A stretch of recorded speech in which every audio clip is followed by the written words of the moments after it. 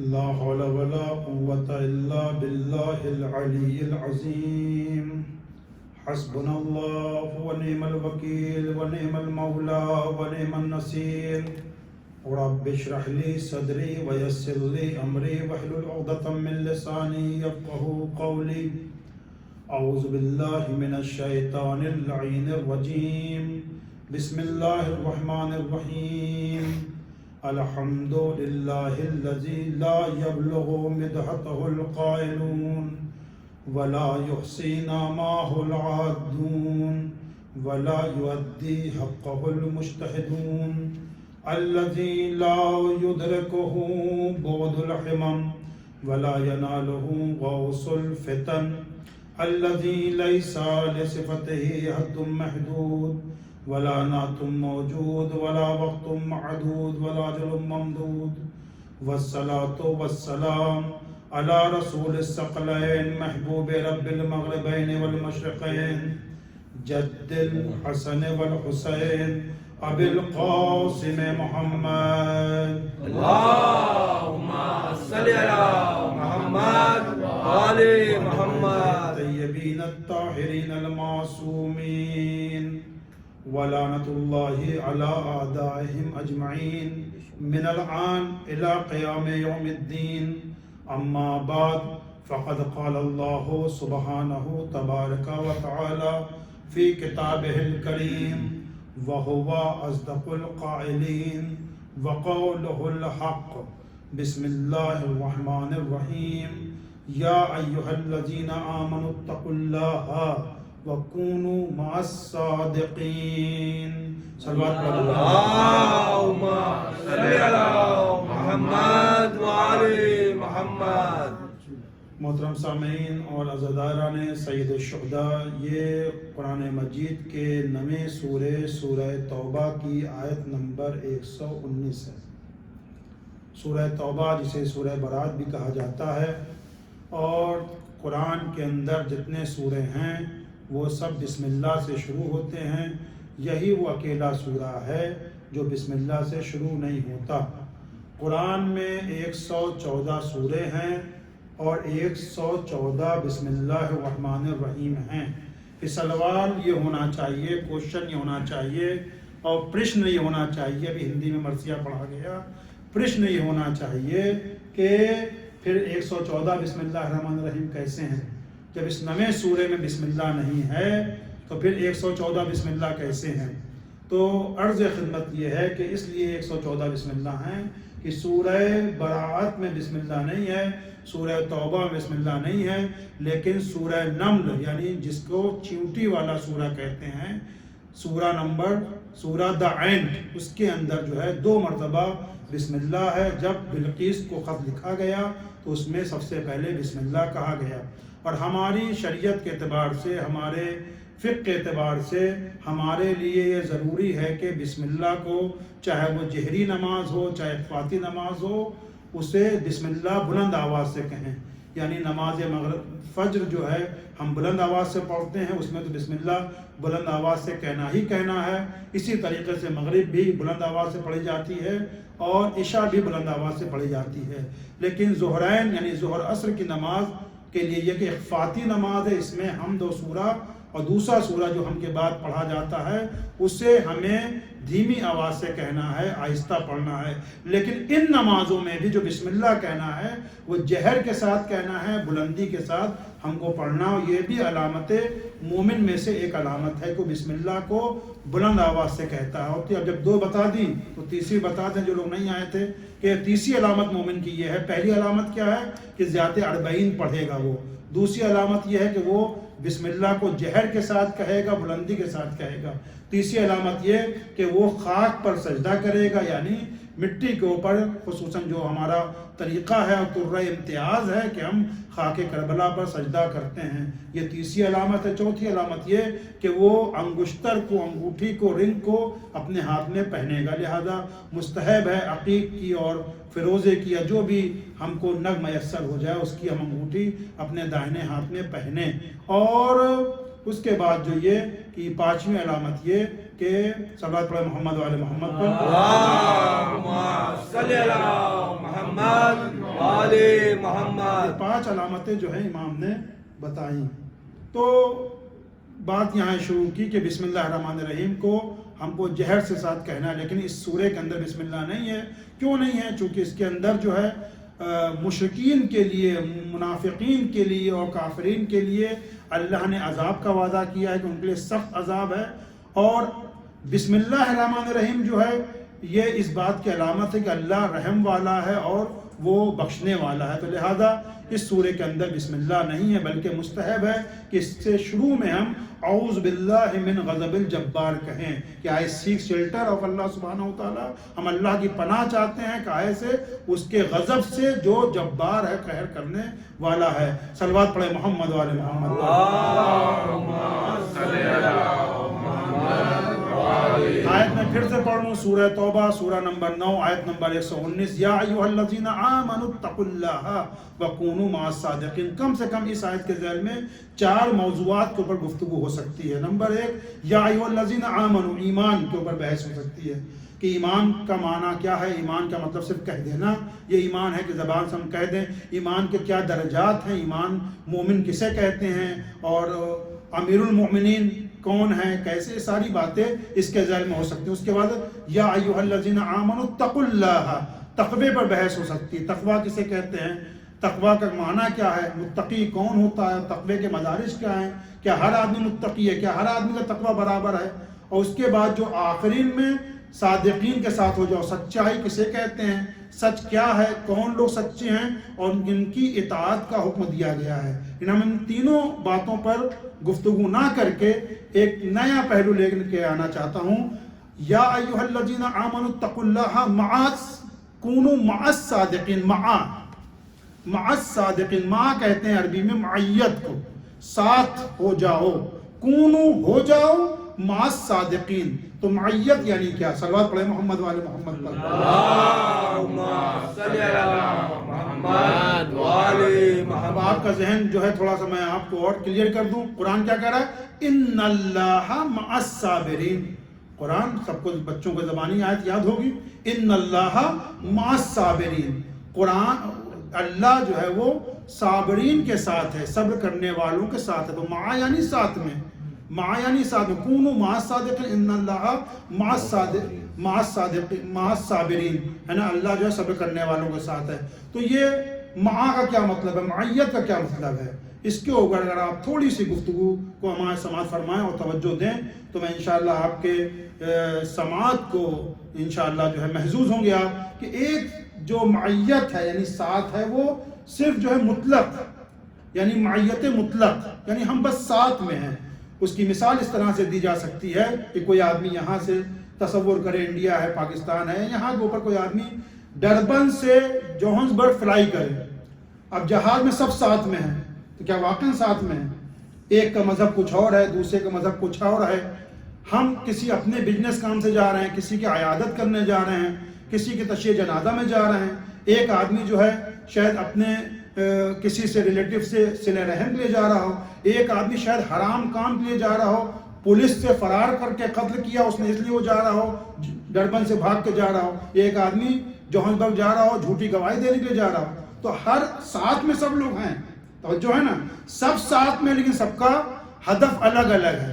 تو یہ معیت مطلق ہے، نہیں ساتھ میں ہے۔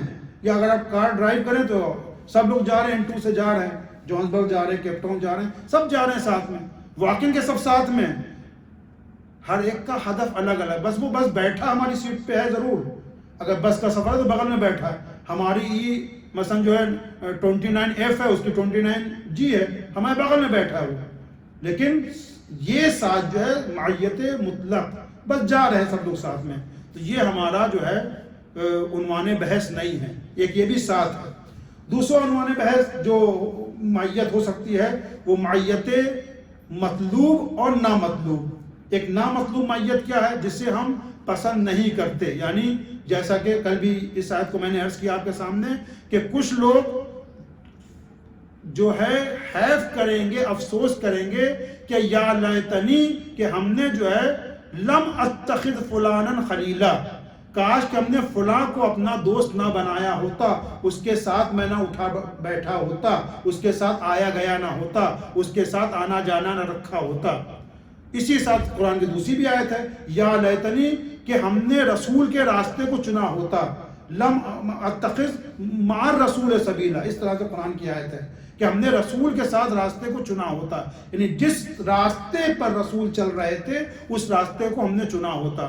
تو یہ ان لوگوں نے نہیں چنا، تو یہ معیت نامطلوب ہے۔ لیکن جو ہمارا موضوع ہے معیت مطلوب، جسے ہم کہہ سکتے ہیں کہ جس کے ساتھ ہم چاہتے ہیں کہ ہم ساتھ میں ہوں۔ صلوات پڑھے محمد وآل محمد۔ اللہم صلی علی محمد وآل محمد۔ اس سے بہتر صلوات پڑھے محمد وآل محمد۔ اللہم صلی علی محمد وآل محمد۔ تو ہم ذات عاشورہ میں کیا کہہ رہے ہیں؟ اللہم اجعلنی، ہے نا، ہم کو جو ہے قرار دے دنیا اور آخرت میں اہل بیت کے ساتھ۔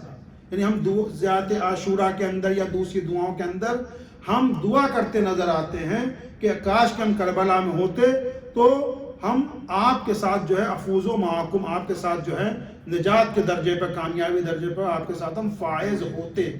یہ ہم ذاتوں کے اندر پڑھتے ہیں۔ تو اہل بیت کے ساتھ ہم کیسے ہو سکتے ہیں؟ کیا طریقہ ہے کہ ہم اہل بیت کے ساتھ ہو جائیں؟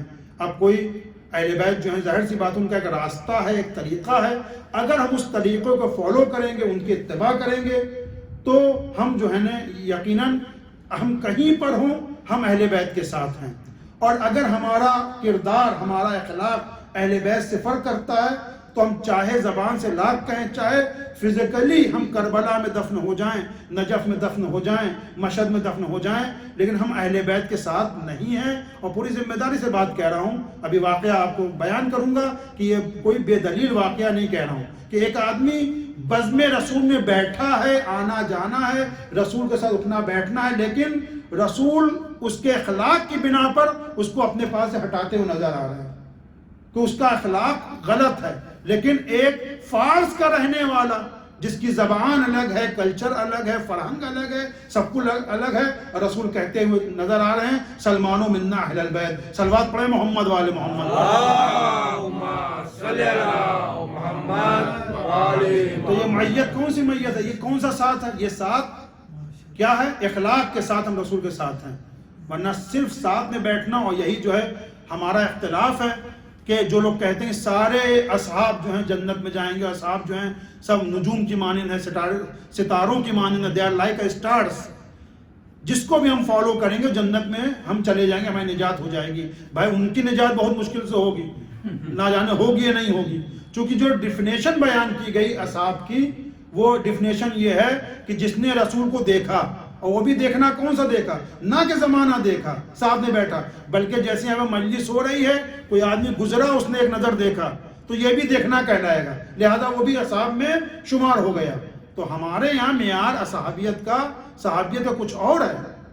صحابی اچھا بھی ہے، برا بھی ہے، جیسے ہر آدمی جو ہے صحابی نہیں ہے، صحابی کی ڈیفینیشن ہے، اور ہم کروڑوں سلام کرتے ہیں، ہم احترام کرتے ہیں جو رسول کے واقعاً صحیح صحابی تھے۔ یہ ہمارے اوپر بلیم کیا جاتا ہے ہم صحابی کو نہیں مانتے، نہیں، ہم بھی صحابی کو مانتے ہیں، ہم بھی اصحاب کی اتباع کرتے ہیں، ہم بھی ان کے قدموں کی خاک کو اپنی آنکھوں کا سرما بنانے کو تیار ہیں، لیکن اس کے اندر صحابیت کے گڑ بھی تو پائے جاتے ہوں، کوالٹیز بھی تو پائی جاتی ہوں۔ آپ دیکھیں کہ تمام لوگ صحابی نہیں، تمام رسول کے ساتھ بیٹھنے والے صحابی نہیں ہیں، بلکہ افریقہ کا رہنے والا کیا ہے، حبشی غلام، جب ہجرت کی پہلی مسجد بنائی، بھائی عرب زبان کو بولتے، جس کا شین قاف درست ہوتا، جس کا زیر زبر درست ہوتا، شکایت کی کہ آپ نے بلال کو بنا دیا، وہ حبش کے رہنے والے کالے ایک دم سیاہ، کہا کہ نہیں، اس کا سین جو ہے اللہ کے نزدیک شین ہے، اللہ قبول کرے گا اس کی ادا، اور تمہارا شین، تمہارا تلفظ، تمہارا قاف، تمہارا ولضالین، یہ سب جو ہے اللہ چونکہ نیت کو دیکھ رہا ہے، اللہ نیت کو دیکھ رہا ہے۔ اللہ اکبر۔ آپ دیکھیں کہ ساتھ میں بیٹھنے والا اس کو شرف نہیں مل رہا، لیکن پردیس کا رہنے والا، دوسرا کانٹیننٹ کا رہنے والا، عرب ایشیا کے اندر ہے، افریقہ حبش جو ہے افریقہ کے اندر ہے، الگ کانٹیننٹ ہے، لیکن جناب سلمان فارسی الگ ہیں، وہ ایشیا کے اندر ایران کے رہنے والے، یہ جو ہے عرب کے رہنے والے، زبان الگ، لیکن سلمان منا اہل البیت، اور قریب والوں کو اٹھایا جا رہا ہے، نکالا جا رہا ہے کہ میری بزم سے چلے جاؤ، ہے نا؟ واقعہ یاد ہے نا کرتاسے والا واقعہ، جب رسول نے کہا کہ قلم دعوات دے دو، قلم دعوات دے دو، تو لوگوں نے کہا کہ نہیں، ایک کہنے والے نے کہا کہ خدا لعنت کرے اس کے اوپر کہنے والے پر کہ رسول نعوذ باللہ ہذیان بک رہے ہیں، لہذا اسے پتا تھا بھائی میں یہ کہتا ہوں کہ اگر بفرض محال مان بھی لیا جائے کہ رسول کی طبیعت ٹھیک نہیں تھی، ان کا ذہن کام نہیں کرا، لیکن ہوتا یہ ہے کہ جب کوئی گھر میں بڑا بوڑھا مرنے والا ہوتا ہے، بھائی ٹھیک ہے دے دو، مانگ رہے ہیں تو دے دو، لیکن منع کرنے والے کو قاعدے سے معلوم تھا اور بخوبی معلوم تھا کہ رسول کیا لکھنے والے ہیں، کیا لکھنے والے ہیں، تو لہذا کہا گیا کہ نہیں، ان کو قلم دعوات ہرگز نہ دینا، یہ ہذیان نعوذ باللہ بک رہے ہیں۔ تو یہ ساتھ میں رہنے والوں کو رسول نکال رہے ہیں، اور ابن عباس جناب ہے نا رویا کرتے تھے پنجشنبہ کہہ کے، ہائے یوم الخمیس کہہ کے رویا کرتے تھے، گریا کیا کرتے، کیونکہ یہ واقعہ پنجشنبے کو تھرسڈے کو پیش آیا، یوم الخمیس کہہ کے رویا کرتے تھے جناب ابن عباس ہیں۔ تو یہ ساتھ میں رہنے والے، تو یہ معیت جو ہے یہ کسی کام کی نہیں ہے۔ آپ دیکھیں کہ اگر ہم دم بھرتے ہیں اہل بیت کی محبت کا، تو واقعاً یہ مجالس کا صدقہ ہونا چاہیے، یہ اثر ہونا چاہیے، ہر عمل اپنے اثر سے پہچانا جاتا ہے۔ اگر ہم نے مجلسوں سے واقعاً کو سیکھا ہے کہ یقیناً سیکھا ہے، اور اگر ہم 100% نہ صحیح جتنی % ہو سکتے ہیں ہم یہاں پر اپنی ایفرٹ ڈالیں، اپنی کوشش ڈالیں، اور اہل بیت سے اپنے کردار کو ملانے کی کوشش کریں۔ ہم ان کے جیسے تو یعنی ان کے غلاموں جیسے نہیں بن سکتے، کوشش کریں، بھائی کوشش تو کر سکتے ہیں۔ آدمی بہت جلدی سے دامن جھاڑ لیتا، وہ کہاں اور ہم کہاں، تو بھائی گناہ کرتے رہو بھائی، وہ کہاں ہم کہاں، تو اس کا مطلب یہ نہیں کہ وہ کہاں اور ہم کہاں اور ہم جو ہیں گناہ کرتے رہیں، نا نعوذ باللہ، اس کا مطلب یہ نہیں ہے۔ ٹھیک ہے، ہاں جنت ان کے ساتھ رہنے کا دل کرتا ہے کہ جنت ان کے ساتھ ہوں گے، لیکن میں آپ کے سامنے 2 واقعے بتا رہا ہوں، اگر آدمی ساتھ میں ہے اور اگر ان کا کردار اہل بیت کے کردار سے میل نہیں کھاتا تو نہ دنیا میں وہ اہل بیت کے ساتھ ہوگا، نہ آخرت میں اہل بیت کے ساتھ ہوگا۔ لیکن اگر کردار اہل بیت سے مشابہ ہے اور دل اہل بیت کی واقعی محبت سے، زبانی محبت نہیں، دل کی محبت اگر ساتھ ہے اور اگر کہیں بھی وہ ہے تو وہ اہل بیت کے ساتھ ہو جائے گا۔ صلوات پڑھے محمد و آل محمد، صلی اللہ محمد و آل محمد، صادق آل محمد امام جعفر صادق علیہ السلام، صلی اللہ محمد و آل محمد۔ بہت توجہ چاہتا ہوں اس واقعے پر، بہت توجہ چاہتا ہوں۔ کا ایک دوست ہے، کس کا دوست؟ امام جعفر صادق علیہ السلام کا، جہاں جہاں امام صادق ہیں وہاں یہ دوست ہے، ہمیشہ یہ دوست ساتھ ساتھ امام کے ہے، ہمیشہ ساتھ ساتھ ہے۔ ایک مرتبہ امام اپنے اس دوست کے ساتھ کفش بازار سے چلے جا رہے ہیں، شوز مارکیٹ سے چلے جا رہے ہیں، اس مارکیٹ میں جہاں جوتے بکتے ہیں اور دوسری چیزیں بکتی ہیں، اور ان دوست کا غلام بھی ساتھ ساتھ ہے، غلام بھی ساتھ ساتھ ہے، چلے جا رہے ہیں مارکیٹ سے، بازار سے۔ جب کچھ مدت گزری تو اس امام کے دوست نے مڑ کر اپنے غلام کو پیچھے دیکھا، غلام آتا ہوا دکھائی نہیں دیا۔ پھر جو ہے چند اسٹیپ چلنے کے بعد، چند قدم چلنے کے بعد پھر اس نے اپنے مڑ کے غلام کو دیکھا غلام نہیں آ رہا پیچھے۔ پھر تھوڑا راستہ چل رہے ہیں، مارکیٹ کو گزر رہے ہیں، بازار سے گزر رہے ہیں، اب جب تیسری بار مڑ کے دیکھا تو دیکھا غلام چلا آ رہا ہے۔ اب جب غلام نزدیک آ گیا تو امام صادق علیہ السلام کے دوست نے اپنے غلام کو مخاطب کرتے ہوئے کیا کہا کہ حرام زادے تو کہاں تھا۔ اب امام نے سنا تو امام بالکل مبہوت ہو گئے، تعجب میں پڑ گئے، تم اور یہ جملہ، کہا کہ مولا یہ مسلمان نہیں ہے، مومن نہیں ہے، he is not a Muslim، یہ سندھی ہے، اس کی ماں غیر مسلم ہے، غیر مسلم اس کی ماں ہے، سندھی ہے، ہمارے دین پہ نہیں، ہمارے مذہب پہ نہیں ہے۔ اللہ اکبر، امام نے کیا جملہ کہا کہ ہر مذہب کے اندر، ہر دین کے اندر نکاح کا ایک طریقہ ہوا کرتا ہے، تم نے اس کی ماں کی طرف غلط نسبت دی اور تم میرے ساتھ تاریخ بتاتی کہ امام کی شہادت تک امام اس دنیا سے گزر گئے، پھر اس واقعے بعد کسی نے امام کے اس دوست کو امام کے ساتھ نہیں دیکھا۔ اللہ اکبر، پھر امام کے ساتھ اس کو نہیں دیکھا گیا کہ تم نے کیسے اس کی ماں کی طرف غلط نسبت دی، کیونکہ ہر دین کے اندر ایک نکاح کا طریقہ ہوتا ہے، کہیں ایک مولانا آتا ہے، کہیں دو مولانا آتے ہیں، کہیں پر آگ کے پھیرے لیے جاتے ہیں، کہیں پر ایک پوپ آتا ہے، پریسٹ آتا ہے، بالآخر ان کے دین کے اعتبار سے وہ، اور ہماری شریعت بھی کہتی ہے کوئی ہمارا مسلمان بھائی اگر شیعہ ہوتا ہے اہل سنت تو دوبارہ نکاح کی ضرورت نہیں ہے، کہ اس کا نکاح صحیح ہے، کہ اس نے اپنے اعتبار سے کیا، وہ جائز ہے عورت اس کے لیے نہیں کہ دوبارہ نکاح کرے۔ یہ باقاعدہ فقہی مسئلہ بیان کر رہا ہوں میں، ہرگز دوبارہ نکاح کی ضرورت نہیں ہے کہ دل نہیں مانتا نا، آپ کو اپنا دل منوانا ہے یا شریعت پر عمل کرنا ہے، تو اس کے اعتبار سے اس کا نکاح صحیح تھا۔ تو امام نے کہا کہ تم نے اس کی ماں کی طرف غلط نسبت دی، تو لہذا اس کے بعد سے نہیں دیکھا گیا۔ تو اللہ اکبر، تو یہ عمل جو بتاتا ہے کہ اس عمل کے ذریعے سے ہم اہل بیت سے دور ہو سکتے ہیں۔ وعدہ خلافی کرنا، امانت میں خیانت کرنا، معصوم کا ارشاد ہے اگر ابن ملجم جس تلوار سے میرے بابا کو شہید کیا تھا، اگر وہ تلوار بھی میرے پاس امانت کے طور پر رکھواتا تو میں امانت میں خیانت نہ کرتا، وہ تلوار اس کو واپس دے دیتا۔ یہ امانت ہے، اور اس میں کوئی مسلمان ہو غیر مسلم ہو کوئی نہیں، امانت ہے۔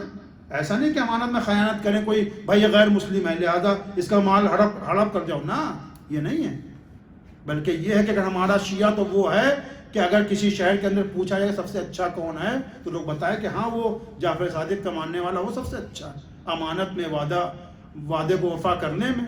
تو اس طرح سے اہل بیت کے ساتھ ہو سکتے ہیں۔ صلوات پڑھیں محمد والے محمد پر۔ یہ پہلا واقعہ کہ امام کے ساتھ تھا، لیکن یہ کیا تھا؟ معیت مطلوب نہیں تھی، مطلوب معیت نہیں تھی۔ اس کے بعد دوسرا واقعہ آپ سماعت فرمائیں کہ نہ دین اسلام پر ہے، نہ اہل بیت کی محبت دل میں ہے، لیکن چند منٹوں کے لیے، چند ساعت کے لیے جب محبت دل میں آ گئی تو بدن کہاں تھا کہاں پہنچ گیا۔ مشہور واقعہ، مشہور تو نہیں لیکن کم پڑھا جاتا واقعہ، کہ آیت اللہ بہبہانی 1205 میں آپ کا انتقال ہوا، بہت بڑے مرجع تقلید، 1205 ہجری قمری یعنی تقریباً 1443 چل رہا، تو 250 سال پہلے کا واقعہ۔ آیت اللہ بہبہانی ہجری قمری، ہاں ہجری قمری، یہ کربلا میں درس دے رہے ہیں، کربلا میں درس بیٹھے ہوئے دے رہے ہیں، اور اس ٹائم ابھی بھی ہوتا ہے، حرم میں ہی درس ہوتے ہیں، نجف کا تو نجف میں بھی ہوتا ہے، قم میں بھی ہوتا ہے، مسجد اعظم میں ہوتا ہے، حرم کے اندر ہوتا ہے۔ تو یہ کربلا میں بیٹھے ہوئے درس دے رہے، کون؟ آیت اللہ بہبہانی، نام یاد رکھیے گا۔ ان کا شاگرد کہتا ہے کہ ایک آنے والا آیا، اس نے اپنا رومال کھولا، رومال کھولنے کے بعد بہت توجہ چاہتا ہوں اس واقعے میں، رومال کھولنے کے بعد اس نے عورتوں کے زیورات آیت اللہ کی خدمت میں پیش کیے۔ بھائی کیا ہے یہ، کیسے ہے؟ ہار ہے، بندہ ہے، چوڑیاں ہیں جو عورتیں پہنا کرتی ہیں، تمام سونے کے زیورات ان کی خدمت میں پیش کیے۔ کہ بھائی بتاؤ تو یہ ہے کیا؟ خمس ہے، زکوٰۃ ہے، کیا چیز ہے؟ اس کا کفارہ ہے، صدقہ ہے؟ تم بتاؤ گے تو ہم اس کے اعتبار سے اس کو صرف کریں گے، ہے نا؟ یہ بھی ایک الزام ہوتا ہے کہ بھائی مثلا دے دیا جائے نا، ہر چیز کا مصرف ہوتا ہے، لہذا لکھوانا پڑتا ہے، بتانا پڑتا ہے، سہم امام ہے، سہم سادات ہے نا؟ روزے کفارہ ہے یا پھر صدقہ ہے، کیا ہے، کس کا صدقہ ہے؟ ہمارا صدقہ، امام کے نام کا صدقہ ہے، لہذا بعض لوگ ان سب معاملات کو بہت آسانی سے لیتے ہیں۔ تو آیت اللہ نے اسے سوال کیا، بھائی بتاؤ یہ ہے کیا چیز؟ تب اس نے اس واقعے کو بتایا۔ کہاں کا رہنے والا ہے؟ آذربائیجان کا، روس کا رہنے والا، اس زمانے کا روس کا رہنے والا۔ اب یہ خود واقعہ بیان کر رہا ہے کہ اس کے لیے میں معذرت چاہتا ہوں، آپ کا وقت لوں گا۔ اس نے پورا واقعہ بتایا کہ میں روس کا رہنے والا، اس کے بعد میں بہت بڑا بزنس مین، میں شہر جایا کرتا تھا بزنس کے ارادے سے۔ تو ایک مرتبہ میں نے اپنے شہر سے ایک دوسرے شہر سفر کیا، وہاں کے اوپر میں نے ایک دختر کو دیکھا، ایک لڑکی کو دیکھا جس کا میں بس میرا دل اس کے اوپر آ گیا، دل میرا اس کے اوپر آ گیا. میں نے بہت سمجھایا اس اپنے دل کو کہ یہ کام صحیح نہیں ہے، نہیں ہو سکتا یہ، لیکن میں اپنے دل سے مجبور تھا. میں پوری طرح سے اس کے عشق میں گرفتار ہو چکا تھا. لہذا میں نے اس کو چیس کیا، پیچھا کیا، معلوم کیا، اس کے بارے میں اطلاعات کو اکٹھا کیا. میں اس کے گھر پہنچ گیا، والدین سے گفتگو کی کہ میں اس سے شادی کرنا چاہتا ہوں. والدین تیار ہو گئے، لیکن وہ عورت مسیحی تھی، اس کے دین پہ نہیں تھی. یہ مسلمان، محب اہل بیت، ماتم کرنے والا، اہل بیت کا شیدائی، اور یہ دوسرے مذہب کی. اس کے والدین نے کہا کہ تم الحمدللہ جوان ہو، اچھا کاروبار ہے، سب کچھ ہے، صرف ایک مشکل ہے کہ تمہارا دین الگ ہے. اگر تم مسیحیت کو قبول کر لو، مسیحی ہو جاؤ، اپنا دین چھوڑ کر مسیحی ہو جاؤ، تو ہم اپنی بیٹی تم کو دینے کو تیار ہیں. اور پھر وہی بات، مرتا کیا نہ کرتا، مرتا کیا نہ کرتا. اب دیکھیں شیطان کیسے کیسے آتا ہے. بہت ہی بعض اوقات مومنٹری ڈیسیزن جو ہوتا ہے پوری لائف کے اوپر جو ہے وہ بھاری پڑتا ہے. اس لیے ڈیسیزن لیتے وقت جو ہے بہت ہی جذبات میں نہ ڈیسیزن لے آدمی، ایموشنل ڈیسیزن نہ لے. جب سکون میں ہو، ایک دم آرام میں ہو، تب ڈیسیزن لے.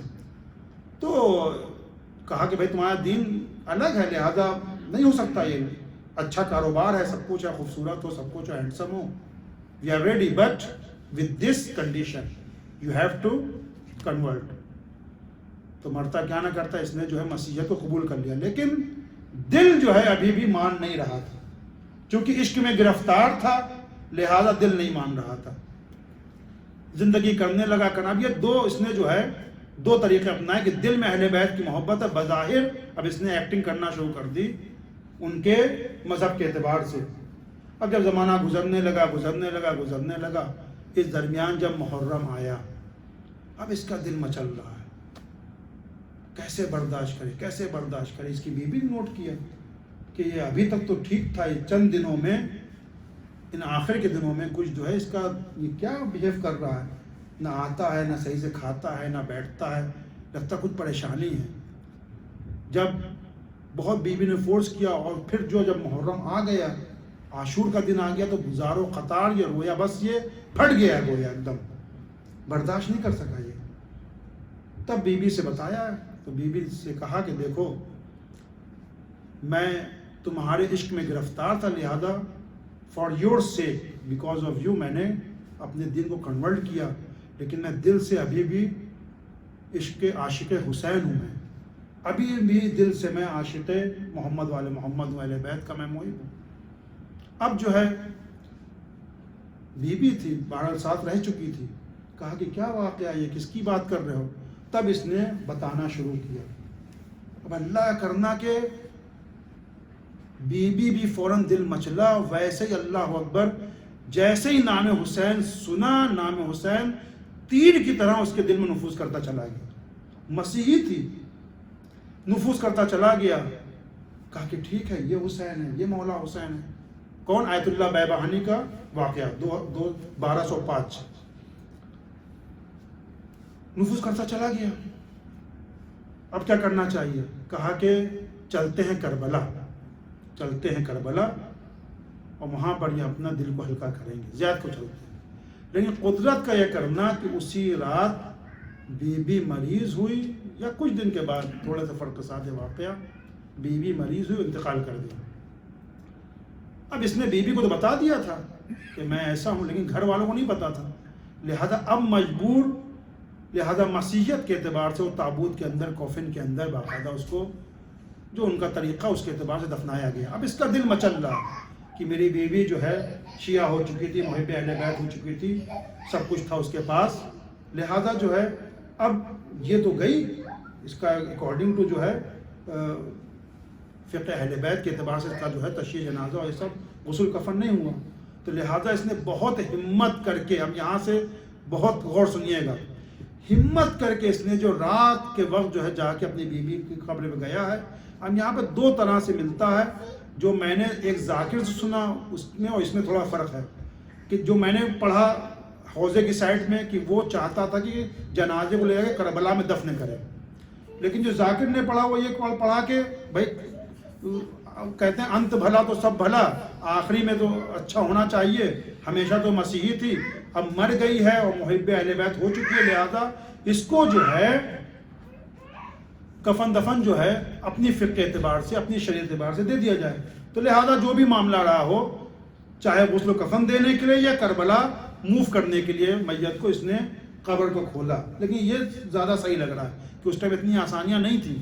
اس نے سوچا کہ لاؤ قبر کو کھود کے جو ہے وہ غسل و کفن کر دیا جائے، نماز جنازہ پڑھ دیا جائے، اور کم سے کم آخری ٹائم میں اس کو جو ہے اہل بیت کی فقہ کے اعتبار سے اس کو دفنا دیا جائے. اب جو قبر کھودی اس نے، کہاں روس کا رہنے والا، دیکھا وہاں تو لاش ہے ہی نہیں، اور لاش جو قبر کے اندر ہے وہ ایک فاسق و فاجر، یعنی چہرے کو نہ نور ہے، نہ داڑھی ہے، نہ کچھ ہے، ایک دم فاسق بے دین ایک مثلا مرد پڑا ہوا ہے لاوالی ٹائپ کا. اس نے گھبرا کے قبر کو بند کر دیا، قبر کو بند کر دیا. اب پھر جب آیا گریا کرتا کرتے سو گیا، تب اس کو خواب میں، اب یہ خواب نہیں ہے، یہ دھیان، یہ خواب نہیں ہے، قبر کو دیکھ رہا ہے، دیکھ رہا میری بیوی قبر ہے، ابھی اس کو دفنایا ہے اور لاش بدل چکی، لاش اس کی ہے ہی نہیں. یہ خواب نہیں ہے، یہ کسی کو واقعہ سننے میں مس انڈرسٹینڈنگ نہ ہو، یہ خواب نہیں ہے. اب خواب دیکھ رہا کہ مولا کی دربار میں پہنچ چکی، کربلا پہنچ چکی ہو، کہ تمہاری بیوی میرے پاس ہے. اب اس نے سفر کربلا کو طے کیا، اور اس کے بعد جو ہے وہاں زیارت کرنے کے بعد جو امام حسین کی جو قبر تھی، روضہ تھا، وہاں کے جو مجاور تھے ان سے ملا اور پورا واقعہ بتایا. کہا کہ میں چاہتا ہوں کہ اس کو جو ہے قبر سے جو ہے وہ نکالوں، اس کے بعد جو ہے اس طرح سے کروں. اور جب جو ہے اس نے تیار ہو گیا کسی طریقے سے، جب بہت زور دیا کہ یہ نفش قبر جو ہے حرام ہے، جائز نہیں ہے، اور ایسا ویسا، کہا کہ نہیں، ہم کو ایسی بشارت ہوئی، ہم نے خواب میں دیکھا ہے، ہم نے وہاں دفنایا تھا اپنے ملک میں. جب اور پتہ بتایا کہ فلاں تاریخ کو، جب تاریخ بتائی، ڈیٹ بتائی، تو ظاہر اس ٹائم اتنی آبادی نہیں تھی اس وقت 1205 ہجری میں. جب تاریخ بتائی، ہاں بھائی ایسا فاسق تھا جو لاوالی تھا، دین دنیا اسلام سے کوئی مطلب نہیں تھا، اس کا انتقال ہوا، صحیح کہہ رہے ہو تم. کہا کہ ہاں اسی قبر پہ لے چلو. اب جب قبر کھودی تو دیکھا بیوی کی قبر ہے. اس کے بعد سارے زیورات اس نے اتارے، چونکہ مسیحیت کے اعتبار سے سارے زیورات جو ہے وہ پہنا کے دفناتے ہیں، تو سارے زیورات نکالے. اب آیت اللہ کا یہ وہی زیورات ہیں میری بیوی کے. کہاں دفن تھی؟ اللہ اکبر. لاش کہاں پہنچ گئی؟ وہ آدمی کہاں دفن تھا، کہاں لاش پہنچ گئی. تو یہ خود آیت اللہ بہبانی کو یہ واقعہ اس نے جو ہے بتایا، ان کا شاگرد نے، اور پورا جو ہے ان کے سامنے کا واقعہ. تو آپ دیکھیں یہ معیت جو آپ کو زحمت دی میں نے اس واقعے کی، معیت کہ ہم کہتے ہیں کہ ہم کربلا میں کاش آپ کے ساتھ ہوتے.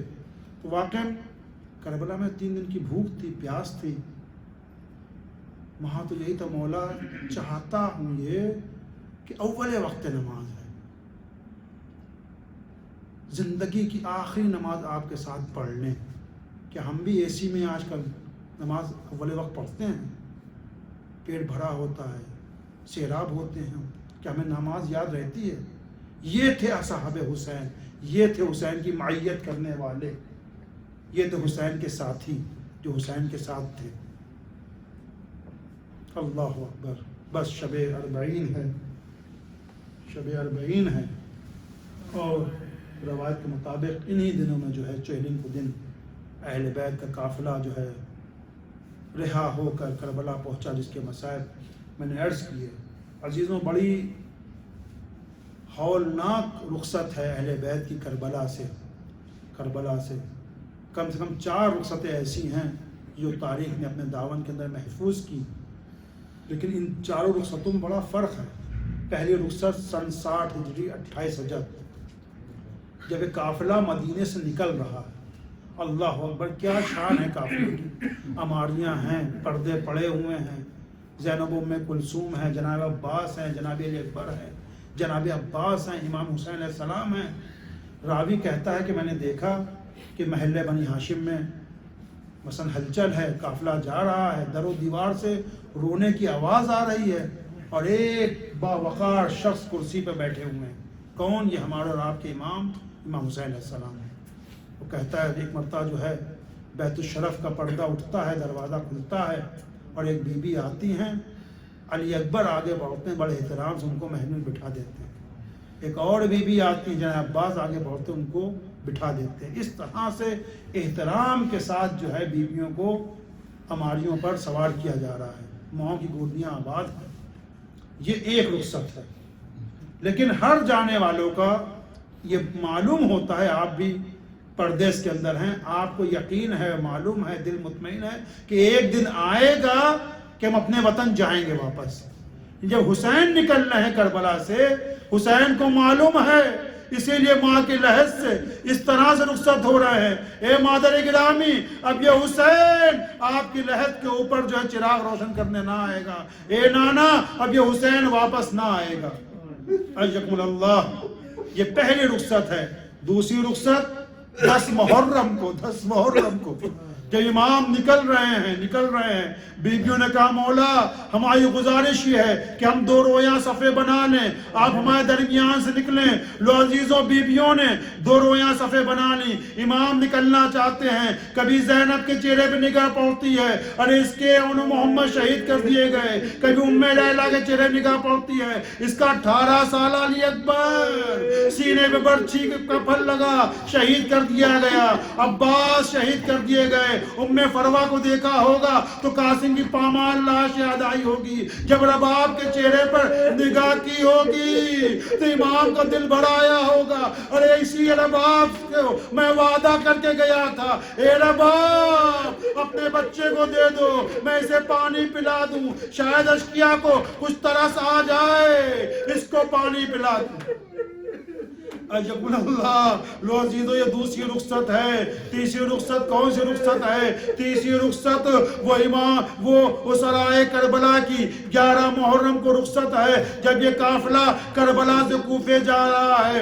امام کا دل بھر آیا، امام بے چین ہو گئے. پھوپھی نے پوچھ لیا، بیٹا سید سجاد تمہاری یہ کیا حالت ہے؟ سجاد نے یہی کہا، اے پھوپھی اماں، ان ظالموں نے اپنے کشتہ ہے نجس کو دفن کر دیا، لیکن میرے بابا کا لاشا اسی طرح سے زمین کربلا پر بے گوڑ و کفن پڑا ہوا ہے. ہمارے ہاتھوں میں ہتھکڑیاں ہیں، پاؤں میں بیڑیاں ہیں. قافلہ تیار ہے، لیکن روایت بتاتی ہے کہ قافلے کو اس طرح سے لے جایا گیا اونٹوں کو دوڑاتے ہوئے کہ زیادہ سے زیادہ ان لوگوں کو اذیت ہو. لو عزیزوں، آپ کی آوازیں بلند ہو گئیں. خدا ان آنسوؤں کو اوپر، ان آوازوں کو اوپر اپنی رحمتوں کو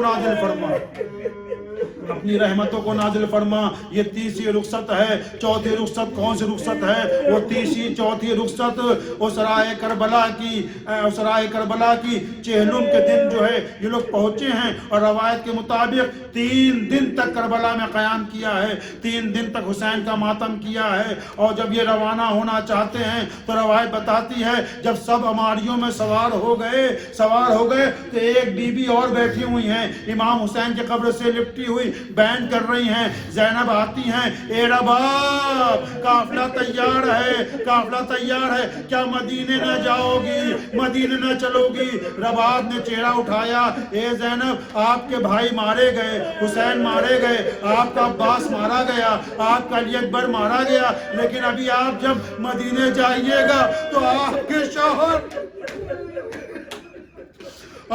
شوہر زندہ ہیں. ارے میں کس منہ سے مدینے جاؤں؟ میرے والی و وارث کی قبر حسین یہاں پر ہیں. علی اصغر بھی شہید کر دیے گئے. ایک ننھی سی جان سکینہ تھی جو قید خانے شام میں سو رہی ہے. لو عزیزوں، یہ قافلہ مدینے پہنچا، مدینے کے باہر قیام کیا. امام نے بشیر کو بلایا، اے بشیر تیرا باپ بھی شاعر تھا، جا کے اہل مدینہ کو خبر کر دے کہ اب یہ مدینہ جو ہے رہنے قابل نہیں ہے. لو عزیزوں، بشیر آتے ہیں اور ندا کرتے ہیں، یا اہل المدینہ، اے مدینے کے رہنے والوں، اور یہ مدینہ رہنے کے قابل نہیں ہے. حسین کا قافلہ جو 28,000 رجب کو گیا تھا وہ لٹ کر واپس آیا ہے۔ لو عزیزوں بس مجلس تمام ہو گئی، جیسے جیسے قافلہ مدینے پہنچا اور جب جو ہے مدینے کی دیوار دکھنے لگی تو جناب ام کلثوم کا دل بھر آیا، ایک مرتبہ مرثیہ پڑھنا شروع کیا، مدینہ تو جدنا لا تقبلینا فبالحسرات والاحزان جینا، اے نانا کے مدینے ہمارے آنے کو قبول نہ کرنا، تو جب ہم یہاں سے گئے تھے تو ہماری گودیاں آباد تھیں، لیکن ہم اس طرح سے والد ہو رہے ہیں کہ ہمارے وارثوں کا سایہ سروں پر نہیں ہے، ہماری گودیاں ویران ہو چکی ہیں، حسین و علی اکبر نہیں ہیں، قاسم و محمد نہیں ہیں۔